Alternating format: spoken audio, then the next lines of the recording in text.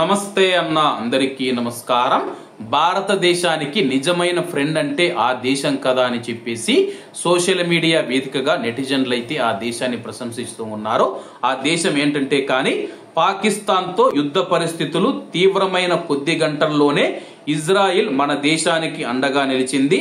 ఇలాంటి కఠినమైన పరిస్థితుల్లో నా భారతీయ స్నేహితులంతా ధైర్యంగా ఉండాలని కోరుకుంటూ ఉన్నా, అందరూ సురక్షితంగా ఉండండి ఇండియాలోని ఇజ్రాయిల్ అధికార ప్రతినిధి గోయినీరు ఎక్స్ వేదికగా ట్వీట్ చేశారు. దీంతో లవ్ యూ ఇజ్రాయిల్, నువ్వే అసలైన ఫ్రెండ్ అంటూ భారతీయులు థ్యాంక్స్ చెబుతూ ఉన్నారు.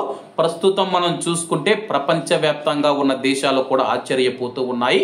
ఒక పక్క పాకిస్తాన్ ఏమో మా దగ్గర అవి ఉన్నాయి ఇవి ఉన్నాయి అని చెబుతూ ఉంటే కానీ భారతదేశం మాటలు చెప్పకుండా చేతల్లో చేసి చూపిస్తూ ఉంది. ఇటువంటప్పుడు ఇజ్రాయిల్ దేశం మనం చూసుకుంటే భారతదేశానికి సపోర్టుగా నిలిచింది.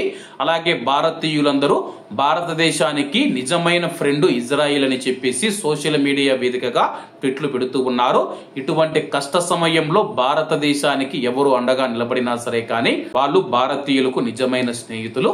కాబట్టి అందరూ బాగుండాలి, అందులో మనం ఉండాలి. అందరికీ నమస్తే అన్న, జై హింద్.